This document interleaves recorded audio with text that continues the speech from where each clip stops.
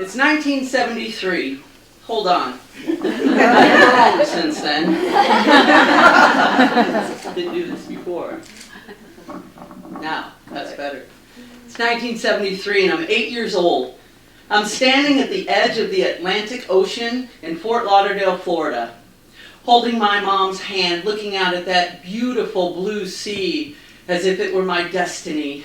This is it. This is the moment. I'm wearing my blue swimsuit to match the color of the ocean and a fresh road rash all down me that I earned from wrecking my bike earlier that morning. I look up at my mom with adventurous, pleading eyes, and she looks down at me with a very familiar, heavy sigh and says, "Okay." I sprint towards the water, certain that Flipper is going to rise up and choose me. Then I dive in, and I am pummeled by the waves. The salt water overtakes my small 8-year-old frame. I come up and I'm sputtering and choking, gasping for air. The fishy taste of salt water burns my throat. I crawl to shore, catch my breath, and then the screaming starts. This isn't cinematic screaming or excitement screaming. No, this is full throttle, 8-year-old. What did I do? I made a bad decision. Oh my God, I'm going to die screaming. Salt water and open wounds are like gasoline and a lit match. Now you might think that was the end of my relationship with water, but it wasn't. Instead of meeting Flipper, though, I met consequences. The power of the waves, open mouth excitement, and salt water and open wounds. It was a day that my adventurous spirit and my bravery started to slip away, and fear and anxiety moved in. Now, I've had a complicated relationship with water through my entire life. I sailed in the ocean and came face to face with this beautiful, big sea turtle while I was throwing up overboard from seasickness, convinced that the boat was going to sink. I became a triathlete, and I competed in open water swims. And sometimes the water was swamp-like and murky, and the fog was so dense I couldn't even see the shoreline, and I was convinced that the Loch Ness Monster was waiting for me, which actually might have helped propel me to some of my fastest times. Oh, but my favorite place to experience water is in a pool. Crystal clear water, shimmering blue walls and a visible bottom, and no creatures hanging out. In a water, I control my destiny. Now, fast forward, 2017. I'm 52 years old. I've been an athlete my whole life, and I'm in the best shape of my life. I just finished intensive training for a bodybuilding competition. Whoa. That's another story. So my wife and I decided we planned a vacation to go to Walt Disney World because nothing says recovery like the largest theme park on earth. So my wife, who is a bit more adventurous and braver than I am, she sets up a surfing class at the water park. I'm like, surfing? Sexy. Graceful. Cool. I'm like, yes, this is in a controlled pool. Yet, I get to feel the ocean waves. This is perfect. Win-win. So we show up to the park just as the sun is rising, and it is magical.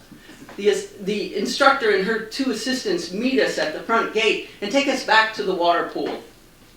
The water pool. So we find our surfboards and get the right size, put it on the sand, and we start with land drills. All right. So first thing, stand on your board and find your balance. Okay, that's pretty easy. Now go onto your belly. All right, I'm on my belly. Not a problem. And then the instructor says, now I want you to pop up. Excuse me? Pop up? So she demonstrates. She starts on her belly, Then she goes into a deep squat and stands straight up, all in one motion. Now, I am 6 feet tall, with bone-on-bone arthritis and a spinal fusion. I do not pop. But I find my own method. So I'm laying on my stomach, and I bring one knee up and adjust a hand, and then I bring another knee up, and pretty soon I'm on all fours. Now what? And then I try to stand. Each time I try to stand, I'm just pitched off to the side because I can't quite get my balance. Then she goes on to explain how the waves are made. So the big cement tower at the end of the pool, water gets sucked in and then it gets forced out with a big whoosh, big noise. And then a 3-foot wave comes first and then followed by a 6-foot wave. Now she recommends choosing the 3-foot wave. Yeah. Sounds reasonable. And then she casually mentions that there is an off-limits area in front of the tower where the water goes in. My nervous system ignites like a stick of dynamite. My hand goes up. What happens if you get sucked up into the tower? She looks at me and kind of chuckles. In 24 years of teaching this class, no one has ever asked that question. No one? Really? How is that possible? Well, my brain is already inside that tower, filming a full disaster documentary. Is it dark in there? Are there work lights? Does the water go all the way up to the top, or is there a pocket of water, if I even get that far? Are there wheels churning? Am I going to get chewed up into 1,000 pieces and just spit out with the next wave cycle? Will anybody even notice that I'm missing? How will my wife explain this to my mom? Oh, will there be paperwork?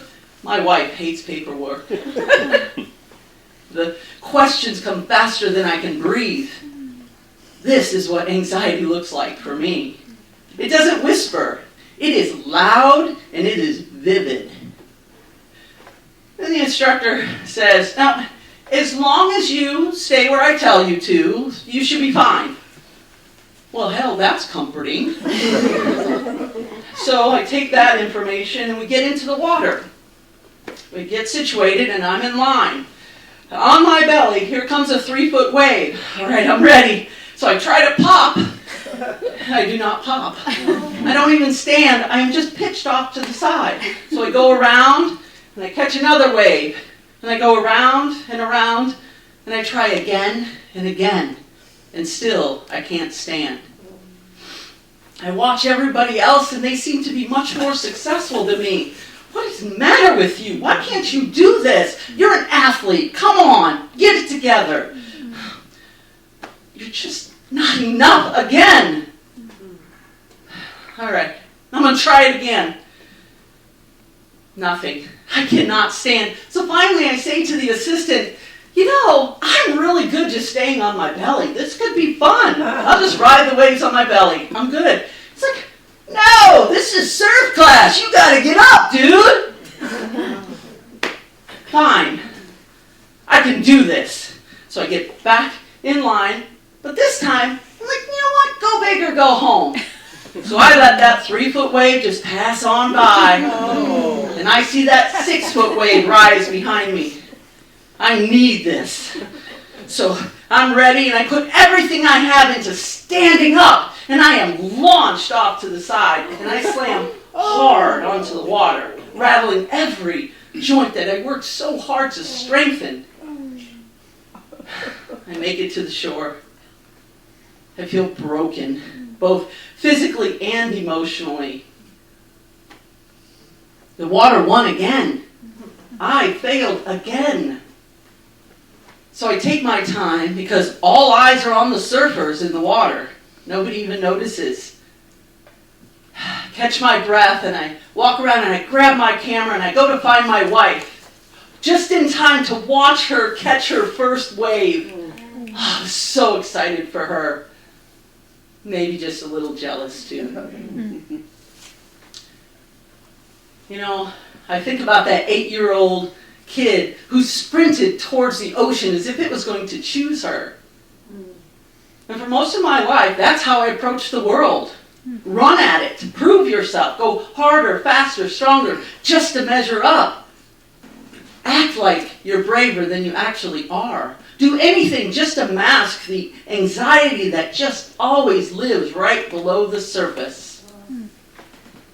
But you know, with age comes wisdom. And I know the ocean doesn't need me to conquer it. Waves don't need me to pop up. And I don't need to prove my worth to anyone. My knees have opinions, and my belly sends me messages, and my brain is running a constant loop of disaster simulations.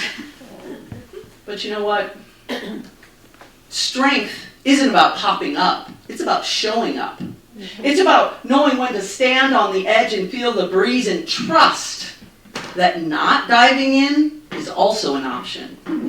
You see, 8-year-old me felt like freedom and dove straight in, and that was bravery. 60-year-old me knows that sometimes the bravest thing I can do is just stand on solid ground. Thank you.